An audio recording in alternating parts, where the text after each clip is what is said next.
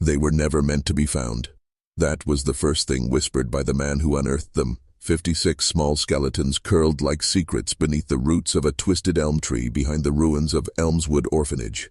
Each one buried beneath a wooden slab, hand-carved with a single date and no name. The year? 1844. The smell of decay didn't just rise from the soil, it came from history itself, rising like a stench that had waited nearly 2 centuries to be remembered. But you weren't supposed to know about this. They buried the story before they buried the children. They sealed the records, silenced the families, and turned the building to ash before questions could spread. What kind of institution keeps no birth records, no adoption logs, no death certificates, just sermons about discipline and salvation? And why, in a town built on God's name, did no one speak of the cries heard echoing from that stone basement after sundown? Because Elmswood was never about mercy. It was about control, about purifying the unwanted, the forgotten, the unclean. They called it holy work, but what they practiced was a ritual older than Christ and blacker than the robes they wore. Understand this, history doesn't forget, it waits. And now you're here, hearing what was never meant to be heard. You were raised to believe in benevolent institutions. You were taught to trust those who held the cross. But behind sacred walls lie hidden agendas older than the nation itself. This story isn't about an orphanage. It's about a system, one that feeds on silence, obedience, and broken children. And those who questioned it disappeared. Elmswood was the proving ground, a place where theology became a weapon and children became offerings, not to God, but to the church's hunger for control. Keep listening. If you have the courage to descend deeper into what they tried to erase, I hear. But know this, once you hear what really happened at Elmswood, you don't come back unchanged. Not every man can bear the truth.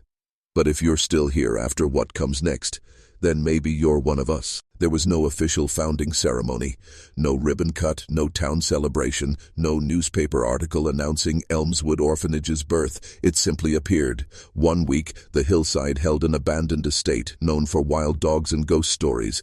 The next, black-coated men with ecclesiastical authority were seen carrying crates inside and sealing the windows with thick iron bars. By spring of 1844, the gates were shut, the building renamed, and 56 children were brought in. None of them ever left. Elmswood was a Catholic institution, but not under diocesan control. That's important. It was chartered under the Congregation of Sacred Refuge, an obscure fringe order based in southern Maryland known for their rigid theological discipline and ritual penitence training.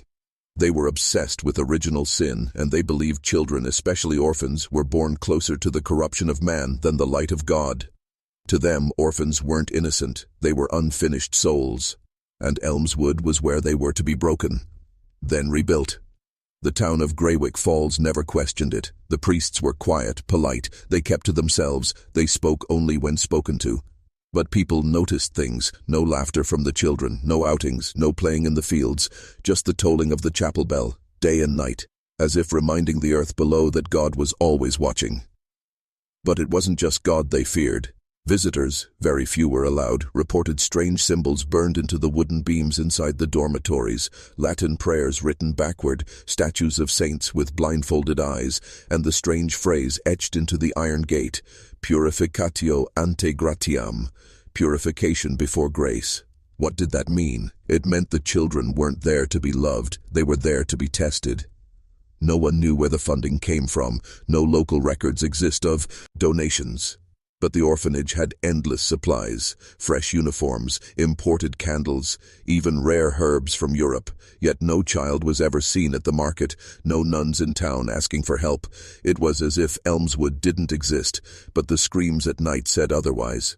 You're not watching this by accident. If you're still here, something in you is waking up, sensing what you've always known, that the systems built to protect often conceal something much older, much darker. And it started with the children. The first to go missing was Elias Grant. Age 7, black hair, feral eyes that never blinked during prayer. He arrived in April 1844 after his parents were killed in a coal mine collapse in the neighboring county.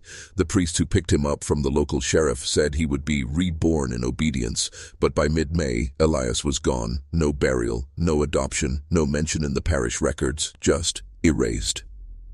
When the sheriff's clerk sent a letter asking about the boy's condition, the letter was returned unopened, stamped with red wax, and a single Latin phrase burned into the seal: Deo volente, God willing.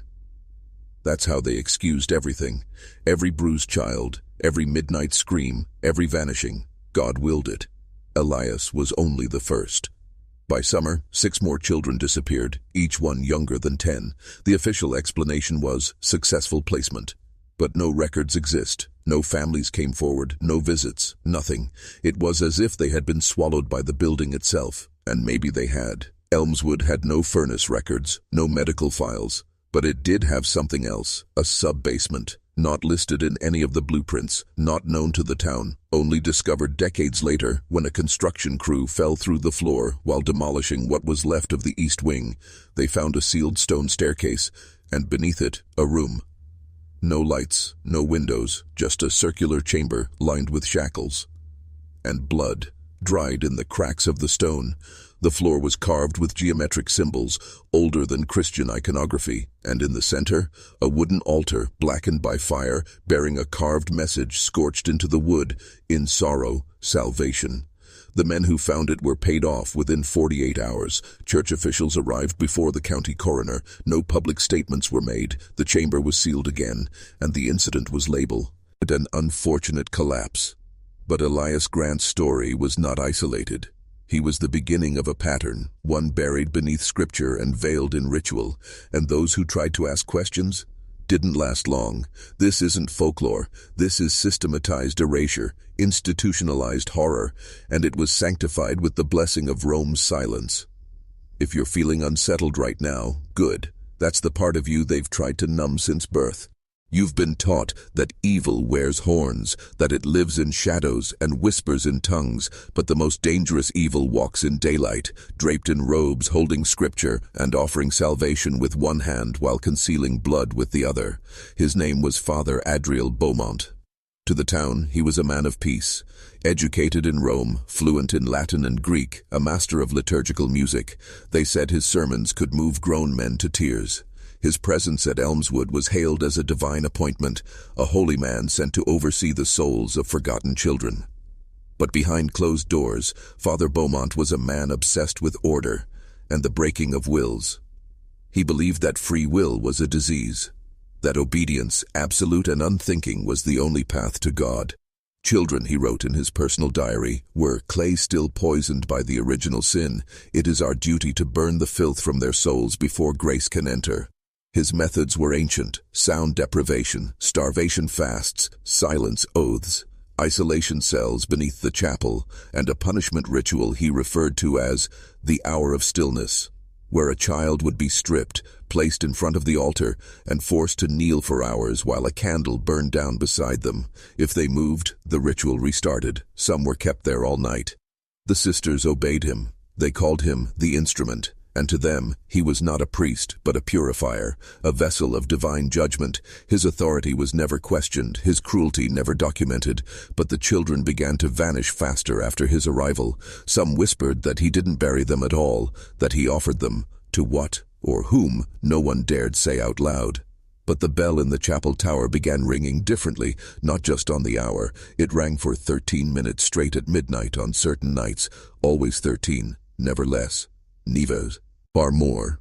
A pattern that matches an obscure exorcism rite found in forbidden Vatican texts, one Beaumont had studied in Rome, but that had been outlawed centuries earlier. And he wasn't alone. He was part of a lineage, a hidden priesthood, one that believes grace is earned through fear. And innocence is just another word for weakness. You've heard stories of demons. But what if the rituals weren't to cast them out? What if they were to invite them in? By autumn of 1845, the children inside Elmswood had stopped speaking altogether, not just out of fear, but something deeper. Conditioning. Witnesses, few and far between, reported that the orphans no longer made eye contact. They walked in single-file lines, heads bowed, hands clasped. They flinched at sudden movements, and when spoken to, they responded only in scripture. Monotone, rehearsed, mechanical. It wasn't education, it was programming. Father Beaumont called it doctrine conditioning, a technique modeled after Jesuit training regimens from the 16th century, designed not to educate, but to eliminate deviation. Every child was required to memorize over 200 verses by the end of their first month. Any mistake resulted in punishment, not a slap on the wrist. No, cold water submersion, binding, extended isolation in the underground chapel. You see, what happened at Elmswood wasn't negligence, it was deliberate. It was the church experimenting, not with medicine, with power.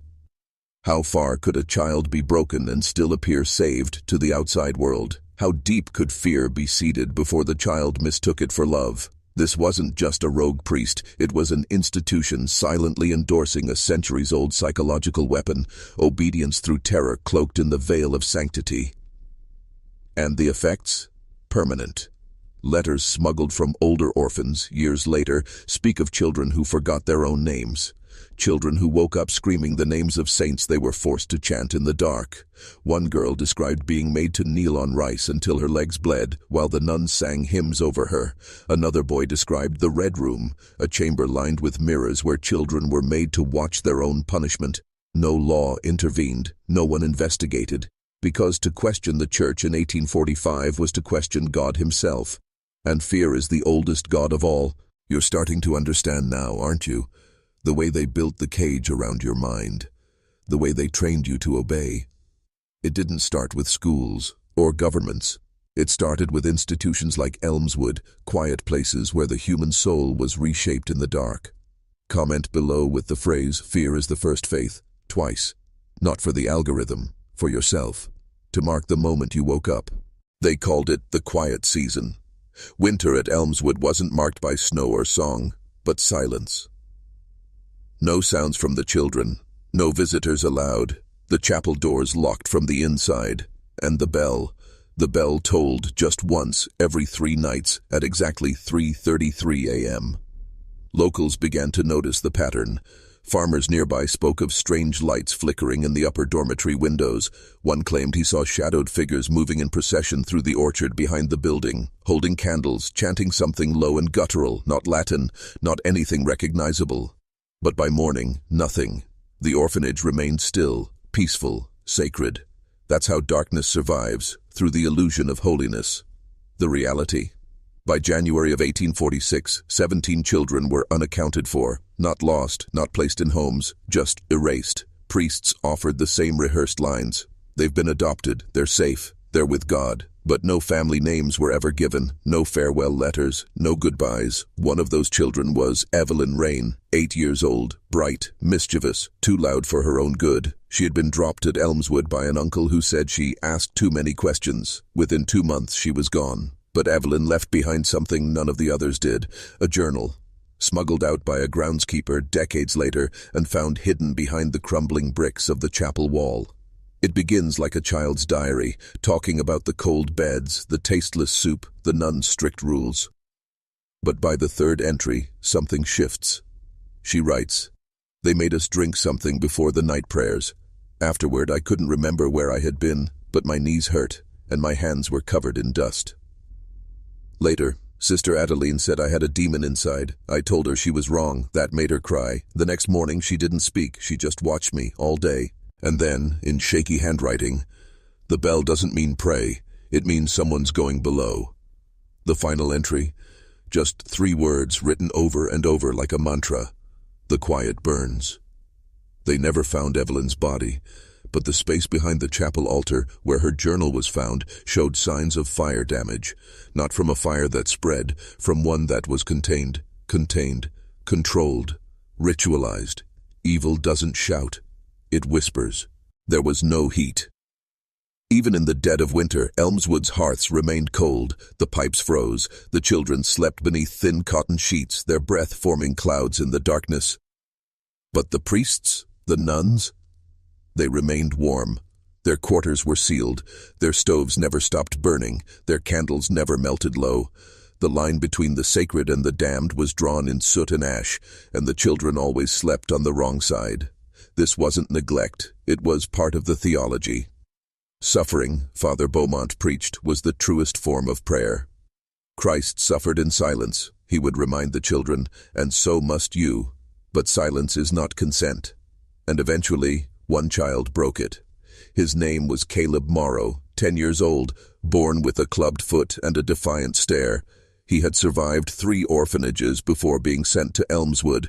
He didn't cry, he didn't flinch, and when told to kneel, he stood. They tried everything: isolation, beatings, fasting, but Caleb remained unbroken, and so they made him an example. One night he was brought before the other children during midnight prayers, stripped, beaten with reeds soaked in holy water, forced to read from the book of Job as punishment was delivered. His voice didn't tremble, not once. When it was over, Father Beaumont told the children that Caleb had been cleansed, that he had been taken to the quiet room beneath the altar to commune with the saints. He never returned. But the next morning the children found something tucked beneath the door to the boys' dormitory, a tooth, still bleeding, wrapped in a torn page from the book of Psalms. Caleb had left one final message, a warning, a symbol: resistance, and it terrified the priests more than anything else. Because obedience is easy to extract from fear, but defiance, that's a virus, and once it spreads, it cannot be silenced. That week, the punishments grew harsher, the silence became stricter, children were made to pray facing the walls, meals were cut in half, and the bell rang 17 times in a row. One toll for each child who had vanished. Caleb's body was never found, but his name remained, scratched into the underside of the dining hall table, hidden in splinters and blood. They tried to erase him, but the truth doesn't die in darkness, it waits for light. They say wood remembers. Not like people do, linear and logical, but in echoes, in stains, in the way a floorboard creaks in the presence of old pain. If that's true, then the chapel at Elmswood wasn't holy. It was haunted, not by spirits, by memories that refused to die. The altar was carved from black walnut, imported from a monastery in northern France, a gift, they said, from a bishop who had once studied the mysteries of unspoken penance, a fringe doctrine buried deep in Vatican archives. That altar wasn't just a symbol, it was a tool, and beneath it, a trapdoor. Seamless, hidden under a sliding panel, only accessible by key, and there were only 2. One belonged to Father Beaumont, the other, it was said, was kept in a reliquary sealed with human bone. That door led to what the priests called the mercy below, but it was mercy only in name. What truly lay beneath was a chamber, 12 feet wide, 10 feet deep, walls lined with damp stone and rusted hooks, in the center a cross, not upright but inverted, not for worship, for ritual. The children called it the underchurch. Some were taken there as punishment. Others, they say, were born there. One survivor, Agnes Hollow, age 9, escaped Elmswood in 1851 after a fire in the West Wing. She was found half naked in the snow, eyes swollen shut, whispering prayers in a dead dialect of Latin. For years she wouldn't speak to anyone, but in her final days, aged 87, she told a nurse the truth. They made us lie still while they read from the Black Book. We weren't allowed to look at it, but it wasn't scripture. It had no beginning, no end, just names. Some of them weren't human. When asked about the others, the ones who didn't leave, Agnes whispered, "They didn't die, they were given." To what, she never said. But her drawings, hundreds of them recovered from her nursing homeroom, showed the same image over and over again, a ring of children, eyes removed, hands joined, and at the center, a towering figure with no face and a crown of fire. The church claimed she was delusional, but the blueprints recovered from Elmswood's ruins match her drawings exactly. The altar, the chamber, the trapdoor. Truth doesn't need belief. It only needs to be seen. They burned the records. All of them. In April of 1852, following a surprise inspection from a northern bishopric sent after whispers of inconsistencies reached New York, the priests at Elmswood lit a fire in the East Wing furnace that lasted 3 days. The ledgers, the intake logs, baptism certificates, medical notes, even personal Bibles belonging to the children, gone. And yet something survived. A single page, charred, brittle, and nearly illegible, found decades later behind the plaster of a boarded-up office wall. No name, no heading, just one entry, handwritten, rushed, ink trailing off at the edge like the writer had been pulled away. Fourth one this week. Eyes gone, tongue gone, no blood on floor. He smiled before the bell rang. No signature, just a smudge of what looked like ash, or blood, and a drawing etched into the corner of the page. A crude figure, arms outstretched, a crown of thorns over an eyeless face. This wasn't just a document, it was a confession. But who left it? Some believe it was Father Ingram, the only priest at Elmswood who vanished without transfer or burial. No record of reassignment, no obituary, just gone. Others claim it was a nun named Sister Elsbeth, rumored to have come from a convent that had been shut down for excessive silence, a phrase used in the church when psychological collapse couldn't be proven but was assumed. What's certain is this: someone on the inside tried to expose what was happening, and someone else made sure they never could. Because power doesn't fear justice, it fears exposure. The church's strategy was as old as Rome itself: destroy the proof, discredit the witnesses, rebuild the myth, and rebuild they did. By 1855, Elmswood was reopened under a new name, St. Leora's Sanctuary for Wayward Youth. Fresh paint, new staff, a smiling headmistress in place of the old black-robed priests. But the foundation was the same. Literally, they never rebuilt the chapel floor, never filled in the trapdoor. It was just locked. And yet at night, staff reported hearing scratching from beneath the altar. Not rats. Whispers. Some said it was wind. Others refused to work past dusk. Because the true horror of Elmswood wasn't just what had happened, it was what hadn't ended. What if the church didn't lose control? What if the horror of Elmswood wasn't an accident, but an offering? You see, some institutions don't hide evil. They structure it, contain it, feed it like a chained beast in the basement. And in 1856, that beast demanded more than silence.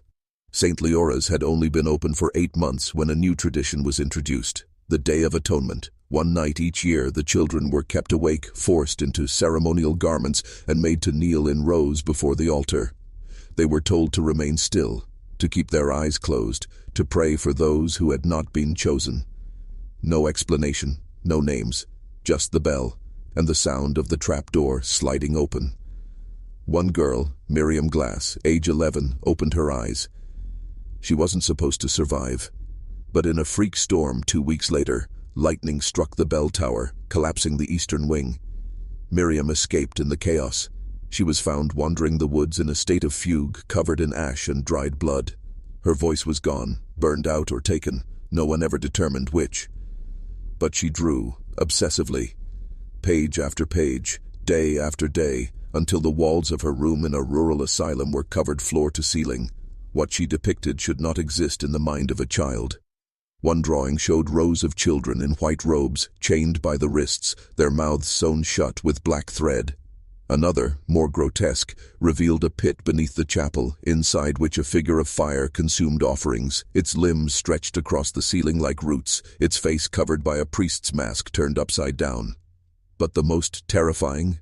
A drawing of herself, kneeling, eyes open, staring directly at the creature, and in the corner, scribbled in jagged black charcoal, "I saw what they pray to." This wasn't religious ritual, it was invocation, sacrament twisted into summoning, and the sea. Hirsch allowed it. Why? Because some doors don't close once opened. And Elmswood wasn't just a building, it was a threshold. Not into history, but into something that still watches, still waits, still listens when the bell tolls. Pain was part of the doctrine. But silence? Silence was salvation. Every child at St. Leora's was taught this from the moment they arrived, that to speak without permission was to invite the devil into your throat. They weren't allowed to whisper, not during play, not during meals, not even during nightmares. The only sound allowed was prayer, and even that had to be recited in unison, mechanical, hollow, like wind dragging chains across old stone. But not all children obeyed. One in particular couldn't. Her name was Esther Langley, age 7, sent to St. Leora's after her parents were killed in a fire that the church ruled as divine judgment. Esther had a stutter, she struggled with spoken prayer, and because of this she was labeled disobedient. Her punishment? The mute room. It wasn't a myth. It wasn't a metaphor. It was real. A stone chamber beneath the west stairwell, without windows or light, sealed with a door 3 inches thick. There was no food, no warmth, just a Bible nailed to the floor and a crude wooden statue of the Virgin, its face scratched out. Children were kept there for hours, sometimes days. Esther lasted 4. When the door was finally opened, she didn't scream, she didn't cry. She sang. A lullaby no one had taught her, in a language no one could identify. The priests were furious. They called it demonic, unholy. She was dragged to the altar, chained and exorcised in front of the other children. A bowl of holy water boiled in her presence. Candles snuffed themselves out. And then she vanished. The official record claimed she succumbed to illness, but survivors, few as they are, say otherwise. They say her voice still echoes through the mute room, that when the door is opened on certain nights, you can hear her lullaby, soft and broken, floating through the dark like a forgotten prayer. But here's the truth they never recall. Dead one of the church's own came to investigate, a deacon from upstate who'd lost a sister at Elmswood. He entered the mute room alone, notebook in hand. When he returned, he was blind. His notebook empty, except for one page, scrawled with the words, "She wasn't singing to us." There was a room no one mapped. No blueprints, no written records, no key. They called it the Hollow. Not because it was empty, but because it emptied you. It sat behind the chapel's western wall, accessible only through a panel disguised as an armoire. Most of the children never even knew it existed. Only the oldest, the ones who lasted years at Elmswood, were ever taken there. Always at night, always in silence, always after the bell. Those who returned, if they returned, came back altered, not broken, erased, no memory, no reaction. One girl, Lorna Finch, was asked her own name after her hollow session. She just blinked, then began praying, backwards. The nuns celebrated it, called it holy transformation. They said the hollow burned the self, leaving only God's imprint. But the truth? There were symbols on the inside walls, drawn in blood and soot, etchings that matched no Christian text, spirals, teeth, eyes inside eyes. One priest's journal, confiscated posthumously, described it as an ancient confessional, a throne for something older than mercy. One witness, a janitor hired for repairs in 1861, later described a strange echo in that room. He said when he swept the floor, he'd hear a second broom sweeping behind him, though no one was there. One night he left his tools in the hollow and returned the next morning to find every tool arranged in the shape of a child's body. He quit that day, left the state, died in a monastery 6 years later, but not before writing a letter to a friend. A single line burned into the page. There's no God in that place, only watchers. What was the hollow? A cell? A ritual chamber? Or a feeding ground? Because one thing is certain, those who went in alone weren't alone inside. The church eventually walled it up. But bricks don't bury presence, they trap it, and sometimes when the moon hits just right and the wind stirs the chapel dust, you can hear it breathing behind the wall, waiting for someone to open the door again. His name was Thomas. No last name, no birth certificate. Just a boy dropped off at the Elmswood gates one rainy September night in 1858. The nuns said he arrived with the storm. And he did. Lightning struck the weather vane the moment he was carried inside. He was pale, thin, no more than 6 years old, but it wasn't his silence that unsettled them. It was his stare, unblinking, unmoving, eyes so dark they looked like ink poured into porcelain. He never cried, never laughed, never asked for food. And yet, he never seemed to starve. The other children avoided him, said he whispered in his sleep, said he called them by names they hadn't told anyone, names only their mothers or dead siblings would have known. One girl swore she saw him standing at the edge of her bed, holding a candle. The flame didn't flicker, his mouth didn't move, but she heard him speak, in her head. She wet herself, spent the next week in the infirmary repeating a single phrase, "He knows the names under the floor." What floor? The one beneath the orphanage, where the others were buried. The 56. Staff dismissed it as trauma, an overactive imagination, but Thomas didn't forget. He led them there. On All Souls' Eve, 1859, he vanished from his cot. So did 7 others. They found them in the subchapel crypt, surrounding a slab of limestone no one had ever seen before. The slab was wet, despite no water nearby, and pulsing like a heartbeat. The children were alive, but paralyzed. Thomas stood in the center, eyes rolled back, chanting in a tongue no living priest could identify. One nun, Sister Maria, tried to stop him. She died on the spot, not by violence, by absence. Her eyes turned to ash, her mouth caved in, no wounds, no trauma, just gone. Thomas turned and spoke a single sentence before collapsing. "They are not dead, they're listening." He never woke up. His body was buried in the Elmswood cemetery. But the grave kept collapsing, swallowing itself. After 3 attempts, they sealed it with concrete. The stone slab, it disappeared. Some say it was never there. But the priest who ordered it removed, Father Mallory, went blind within a week, and in his final sermon he screamed from the pulpit, "The boy opened the wrong door, and now it won't close."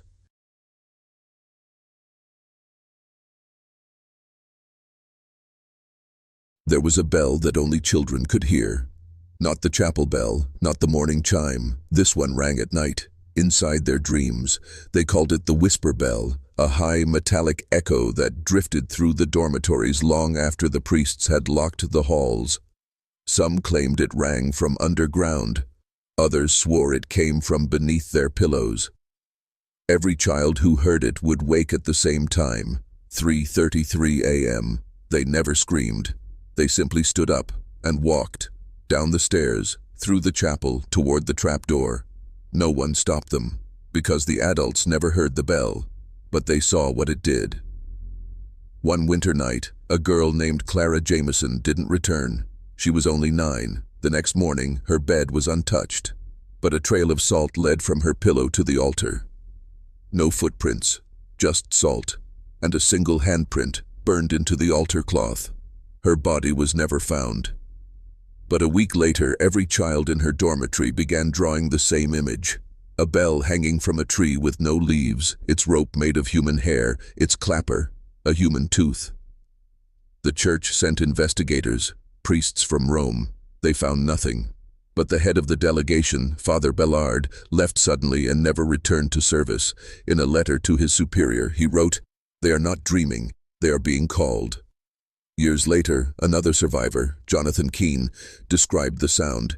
"It didn't ring in your ears, it rang in your bones, like someone striking a tuning fork inside your spine." He said that when the bell tolled, all fear vanished, not because it was safe, but because you were no longer yours. You belonged to whatever was calling, and when it called enough times, you answered, voluntarily, like devotion turned inside out, because that was the true power of Elmswood. It didn't take your body, it taught you how to offer it. Before it was a chapel, before it was an orphanage, before even the town of Elmswood had a name, that land was feared. The indigenous Algonquin tribes never settled it, not because of enemies, not because of terrain, because of the echo. They said the ground spoke back when stepped on, not in words, in memory, a sound like distant weeping or children humming in reverse. The area was called Wee-Wawamat, roughly translated, where the voices do not sleep. Colonial records from the early 1700s note that settlers attempted to build farms there. None lasted more than a season. One journal from 1719 reads, "The cattle hang themselves in the barn. The soil rejects the seed. My son now draws his sister, though she died last winter. I fear the ground remembers her better than we do." The land remained untouched for decades, until 1793. That's when a small order of reformist monks from northern Italy arrived under the church's blessing. Their leader, Father Aurelio Dentici. Officially, they were there to build a mission for the poor. Unofficially, they were exiled for heresy. They believed in a God that predated Christ, a God without name or shape, one who accepted offerings not of gold or incense, but of innocence. Their texts were banned, their rituals suppressed. But Elmswood let them begin again. The mission they built had no windows. Its altar faced west toward the setting sun, not east, as was tradition, and beneath it they dug. Not graves, not catacombs, a womb, lined with symbols older than Rome, older than language, spirals of bone, jawless skulls facing inward, and a stone disc etched with an inverted halo. When asked what it was for, Father Dentisi smiled and said, "Every church is built for rebirth. Ours is just less metaphorical." He disappeared 5 years later, but the foundation remained, and when the church needed a site for its new orphanage in 1844, it selected the Dentisi ruins. Why? Because Elmswood wasn't chosen by accident. It was chosen by invitation. The church called it redemption, but the land called it remembering. When St. Leora's orphanage was formally dedicated in 1844, it was blessed with full ceremony. Holy water, Latin rites, relics of saints brought from overseas, but something went wrong, something the church never published. The holy water curdled. It didn't splash. It hissed. The crucifixes blackened, not charred, tarnished, like they had aged 1,000 years in seconds. One even cracked down the center, splitting Christ's face in half. The bishop overseeing the consecration, Father Amon Dorrell, collapsed mid-blessing. Witnesses said his eyes turned inward, not rolled back, but as if they were staring inside his own skull. He screamed one sentence before falling unconscious. "This place has already been claimed." He awoke 3 hours later, unable to speak. His vocal cords hadn't been damaged, only emptied. No sound would come. He died 2 weeks later, no autopsy. The church deemed it natural causes, but his final written note, smuggled out by a junior cleric, read, "I saw the altar. It's not for communion. It's for binding." Still, the orphanage opened on schedule. Children arrived, staff were trained, rosaries were passed out, and every wall, every doorframe, every threshold was marked with chalk crosses that had to be redrawn every single night, because by morning they'd vanish. Wiped clean, sometimes scratched over with symbols, loops and eyes and lines that looked like roots stretching from room to room. The nuns called it devil graffiti, but one priest, Father Rule, didn't dismiss it. He measured the markings, traced them onto parchment, compared them week after week. They formed a map, a pattern beneath the floorboards, a system, a design. He believed the orphanage wasn't a home. It was a circuit. Each child, each room, each prayer, a wire in something far larger, was dismissed, deemed unstable. But before he left, he warned a novice nun, "They don't want to be remembered. They want to be restored." There was a door in the basement with no handle, just a hollow indentation the size of a child's hand. No keyhole, no lock. They called it the quiet door. It never opened, but the children said they dreamed what was behind it. One boy drew it again and again, a spiral staircase descending into pitch. At the bottom, rows of pews carved from bone and an altar made of breathing stone. Something beneath the surface moved, like lungs exhaling in reverse. The nuns banned the drawing, took away his pencils, burned the sketches. He carved the spiral into his skin. 3 days later, he vanished. His bed undisturbed, no broken locks, no witnesses. But on the quiet door, something had changed. That hollow indentation, now there was a handprint, a perfect match to the missing boy. It wasn't burned or drawn. It was recessed, as if the wood had swallowed his hand. And deep within the wood grain, if you looked close enough, you could see a second handprint forming, fainter, smaller. It would appear again every time a child disappeared. 7 prints. 7 vanished. 7 dreams. One nun, Sister Aveline, claimed she heard singing from behind the door, but not songs, lullabies, old, foreign, in a language she didn't know but somehow understood. "Come now, lamb, through the hollow tree. The root runs deep, the ash runs free." She followed the sound one night, was never seen again. The next morning there were 8 handprints. The church had the door sealed in 1862. Brick, mortar, iron cross, it held. But only physically, because months later children began waking up with splinters in their palms, as if they'd been pressing against something wooden, in their sleep. No one could explain it, and no one would investigate. Because some doors don't open from this side, they open when something else is ready. The church called them accidents, illness, misadventure, a few tragic disappearances. But by 1864, 21 children had died under Elmswood's roof, and not a single one received a proper burial. They were interred beneath the orphanage. No gravestones, no records in the town cemetery, just names quietly removed from the rolls, possessions burned, and dormitory beds refilled within a week. This wasn't neglect. It was design, because every time a child died, another room was reconsecrated, another wing of the building expanded, another chapel erected, and always over the same soil. That pulsing soil. By 1870, the floor plan of Elmswood resembled nothing like the original mission. It twisted.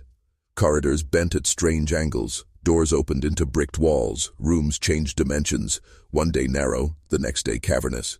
And at the heart of it all, directly above the hidden tombs of the dead children, they placed the sanctuary, not to honor the lost, but to activate them. A priest named Father Linden, stationed there from 1872 to 1874, kept secret journals, pages soaked with oil, hidden inside the spine of his Bible. One entry reads, "Each death draws a line, a thread. They are weaving something through time itself. I dare not call it holy, but it is deliberate. It is hungry." Another, "The children do not haunt this place. They power it." He claimed the church's real purpose wasn't to run an orphanage. It was to create a living reliquary, a sacred engine fueled by unbaptized souls bound to a site already alive with memory. He wrote that if 56 children were planted, the ground would awaken fully, that Elmswood was not a school, but a womb, and every prayer, every hymn, every whispered Amen was a drip of water feeding whatever slept beneath. Father Linden was transferred in 1874, found dead a month later in Rome. Bloodless, eyes intact, ton pius, go missing, but in his mouth they found a slip of parchment. "We do not build altars to remember the dead. We build them so they can remember us." They weren't buried in rows. They weren't given coffins. The 56 children beneath Elmswood weren't laid to rest. They were positioned in a circle. Spines curved inward, heads tilted back, jaws open, not in fear, but as if singing upward. Arms extended in unnatural angles, fingers spread like they were receiving something or someone. No crosses, no rosaries, but each body had one thing in common, a single tooth missing, always the same tooth, lower right incisor, as if it had been pulled deliberately. Later excavations, those done in secret by defrocked clergy and academic heretics, discovered something far worse. Each child had been arranged around a stone disc, buried beneath the sanctuary. The disc was ancient, older than the church, older than known civilization. It bore no words, only a spiral, carved from hundreds of teeth.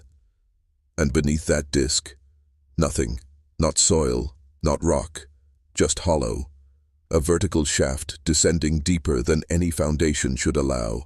No end, just blackness, and a sound, like whispering, not in Latin, not in tongues, but in your own voice. One researcher, Dr. Carol Wynne, descended 42 feet before she stopped. She reported the temperature rising, not falling. Her lantern dimmed, and the whispering grew clearer. They gave what they could not keep, to awaken what they could not name. She climbed out, trembling, burned her notes the same night, and vanished within the week. Her last letter, never mailed, was found in the drawer of her desk. "It's not a mass grave, it's an ear, and we've been singing into it for over a century." There were no investigations, no press coverage. The church repurchased the property and sealed it again, declared it unsafe, unfit, forgotten. But the circle remains, undisturbed, waiting, and beneath it something listens, something that recognizes the sound of a child's final breath, not as tragedy, but as permission. By the winter of 1881, the children knew. They stopped asking when they'd be adopted. They stopped crying at night. They just sat, silent, wide-eyed, staring at the walls that breathed when no one watched. Because by then, the walls did more than creak, they shifted. The corridors reoriented themselves at dusk. Dormitory windows would show places that didn't exist, ruined cathedrals, candlelit stairwells, a sunless sky full of wingless things. And when the bells rang for prayer, the air tasted like iron. The children stopped calling it Elmswood, they called it the mouth. They said it was chewing through time, and they were just meat being softened. One girl, Amelia Rutch, age 9, spoke only in rhyme after her 8th birthday. "Ashes to ashes, dust to dust, lay me down in roots and rust. If I am still and do not scream, the mouth may let me fall asleep." No one taught her that, but the nuns began humming it too. Because they'd started dreaming the same dream, a staircase of flesh, an altar of teeth, a priest without skin whispering, "One more, and the door opens." One of the older boys, Simon Hale, tried to escape, made it through the woods, past the wrought iron gate, into the road. They found him 2 miles away, standing in a field, eyes plucked out, smiling. He said, "It showed me." When asked what, he responded, "What we are under." Simon never spoke again. Died 3 days later, bled out from the mouth, not from injury, but because every tooth in his jaw cracked and fell loose, without a trace of blood on the gums. They buried him in the garden. The soil refused him.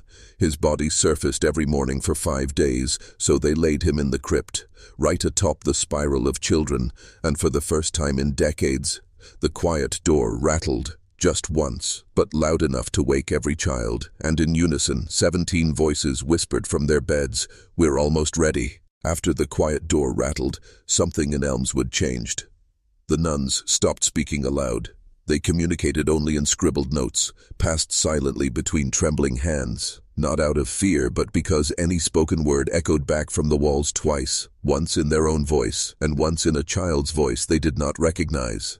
Even the simplest phrases, "Pass the bread," or "It's time for Mass," came back distorted, slower, and wet, as though the echo was speaking through waterlogged lungs. Some nuns went mad, others became obedient.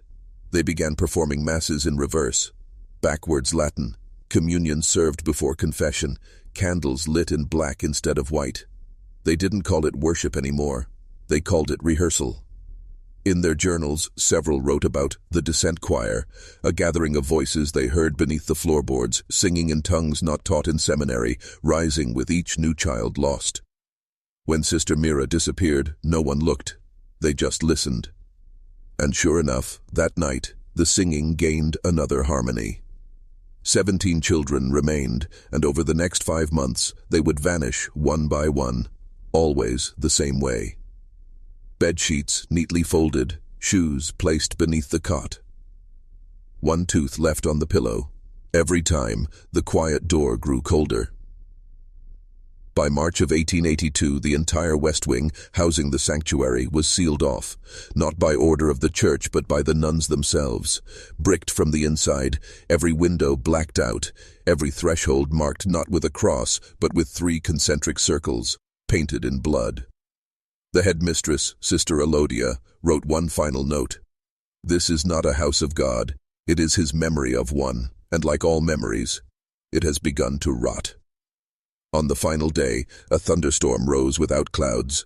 Lightning struck the chapel roof, but left no damage, just a symbol etched into the slate. A spiral of thorns, the same found carved into every child's bedpost, 17 beds, 17 marks, 17 offers, and on the altar, an empty cradle, waiting. When they finally opened the quiet door, it didn't creak. It breathed, a long, warm exhale of air that smelled of milk teeth, myrrh, and something feral. It was March 21st, 1882, the spring solstice. The door opened not with a key, but when the last child vanished. 17 children, gone in 17 days.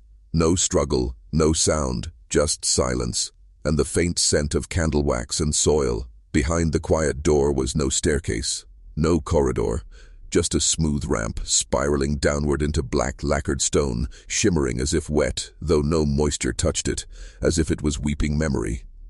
The descent was impossible to map. Light behaved strangely. Shadows pointed upward. Footsteps made no sound, but the echo still followed. Only one person ever returned. Not a priest, not a nun, but a groundskeeper named Joseph Lang, who had no holy vows, no sacred duties, just keys and curiosity. He followed the spiral downward for what he believed was 5 minutes. He returned 31 hours later, naked, covered in soot. Eyes rolled white, lips sewn shut with red thread. He carried nothing in his hands, except a single object, a child's spine, twisted into the shape of a question mark. Doctors found nothing physically wrong with him, but for the rest of his short life, Joseph Lang would write only one phrase, "It's not a door, it's a mouthpiece." When they questioned him, he didn't answer. He sang, in a child's voice that was not his own. The language unidentifiable, but it caused nosebleeds in those who listened too long. The church took him. The reports were sealed. The quiet door was never closed again, because it couldn't be. It no longer responded to hands, to mortar, or to exorcism. It simply remained open. And from time to time, even now, if you stand beneath the ruins of Elmswood at the right hour, between 2:07 and 2:11 a.m., you'll feel the air say "den," hift, and you'll hear it, breathing, slow, patient, not waiting for you to come closer, just listening, to see if you're ready to be remembered. The church couldn't destroy Elmswood, so they sanctified it. They called it rededication. In 1890, a new building rose above the ruins, Elmswood Chapel for the Poor and Meek, a name so humble it nearly disguised the horror beneath its foundations.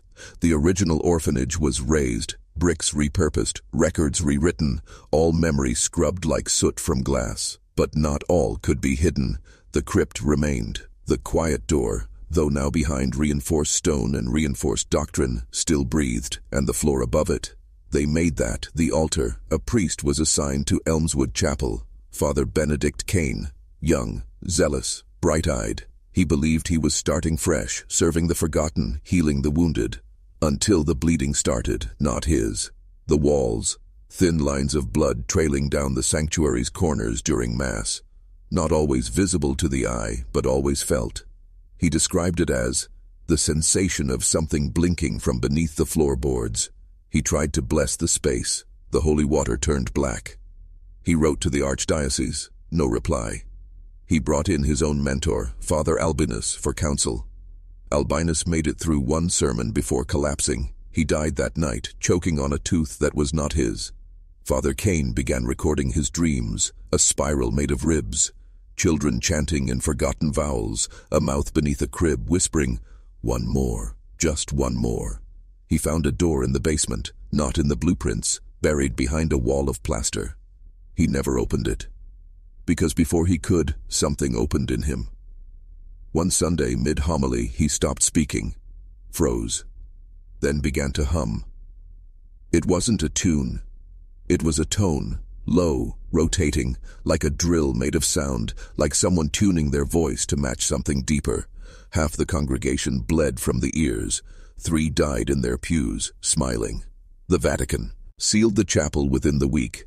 They said it was a gas leak. No one believed them, but no one argued, because arguing means remembering, and remembering is exactly what the mouth beneath Elmswood wants. The most disturbing truth, Elmswood didn't stay buried. It replicated, not as a building, but as a pattern.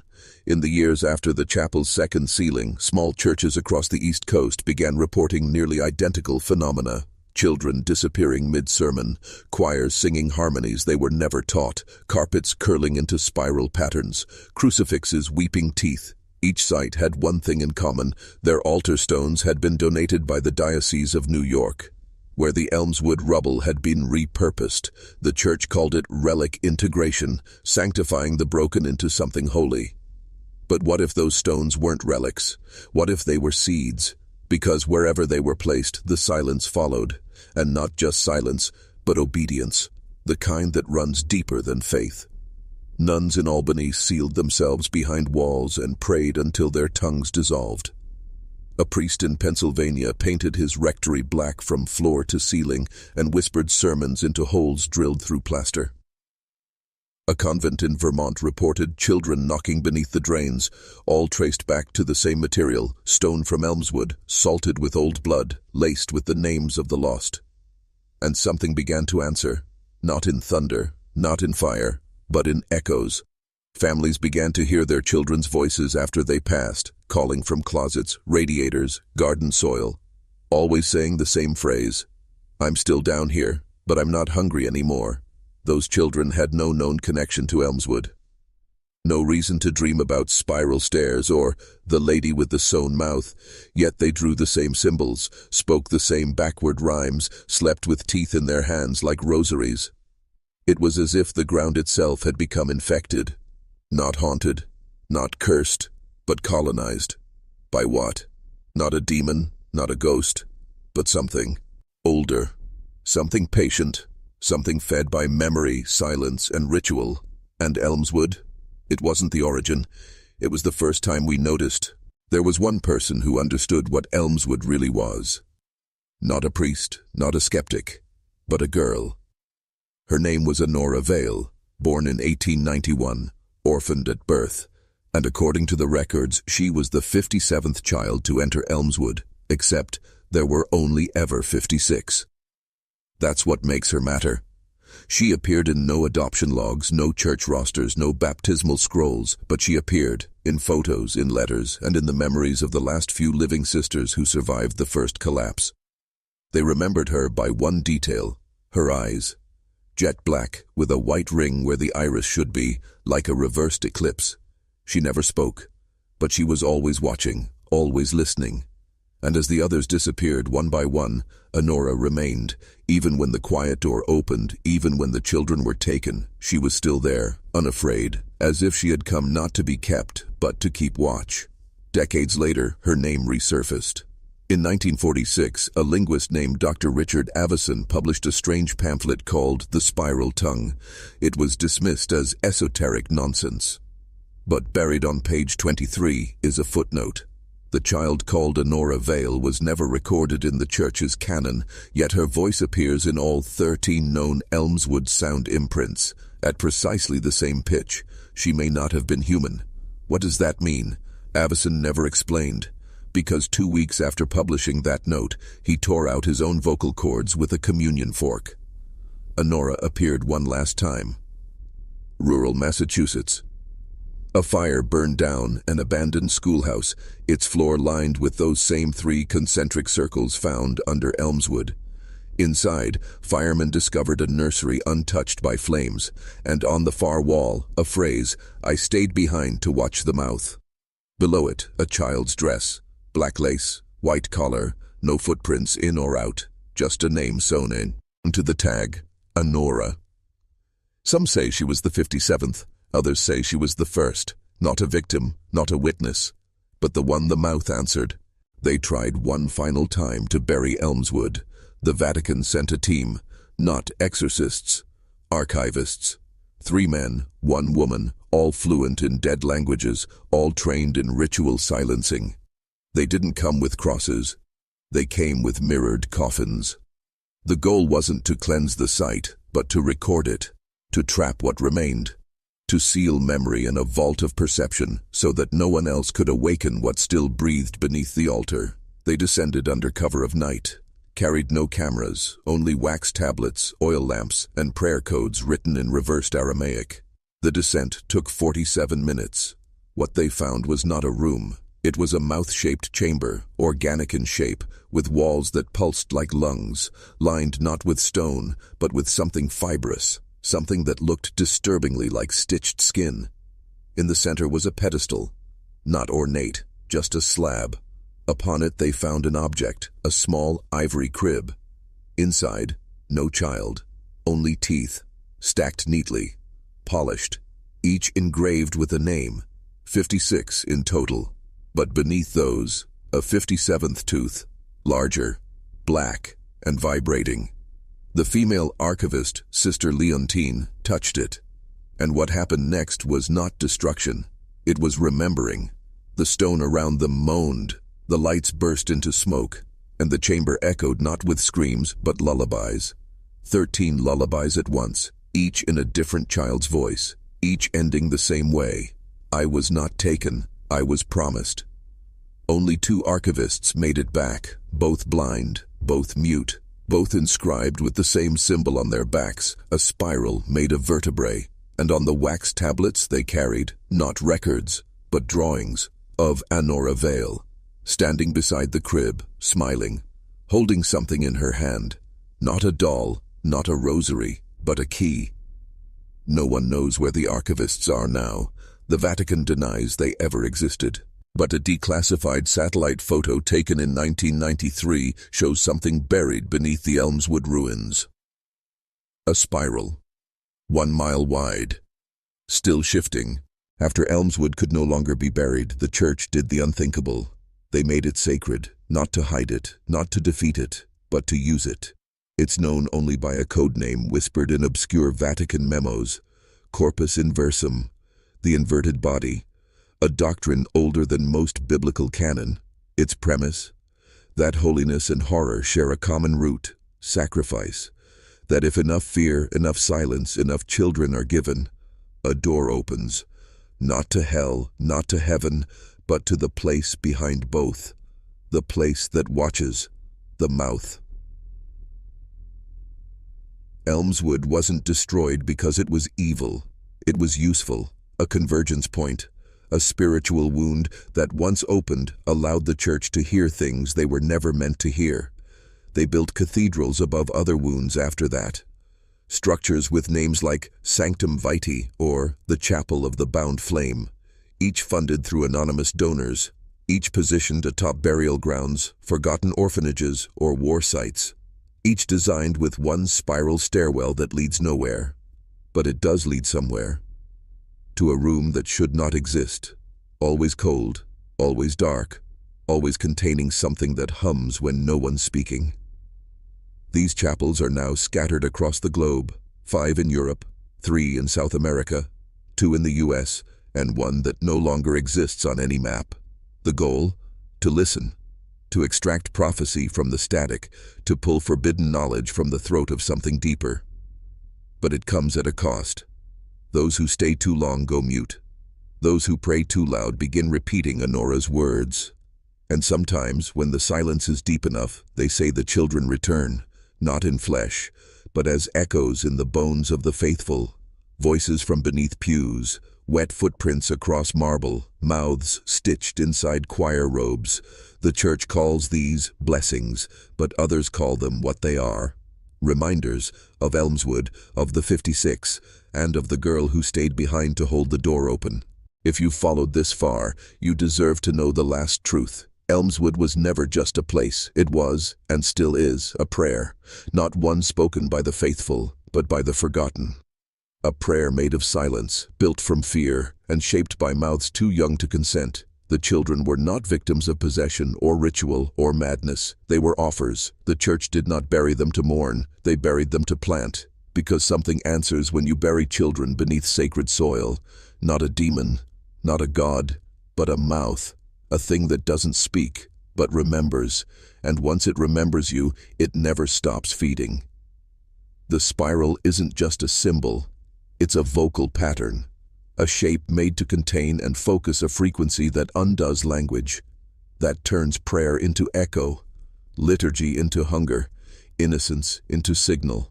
And that's what Elmswood became, a transmitter. 56 children silenced in perfect ritual, positioned in a circle beneath a holy building. Annora was the key, not because she died, but because she didn't. She watched. She waited. She learned the shape of the silence, and when the last hymn was sung, she sang it backwards. She opened the mouth not to release it, but to teach it. Now the mouth speaks in monasteries and mirrors, through dreams and data. You've seen it, haven't you? The spiral in static, the voices in sleep paralysis, the churches where no one prays, but the candles melt anyway. That's the prayer continuing. Elmswood is long gone, but the pattern isn't. And if you've made it here, if you've heard this story, if some part of your spine is whispering even now, then the mouth has already found you, because every telling feeds it, every echo expands it, every listener becomes part of the spiral.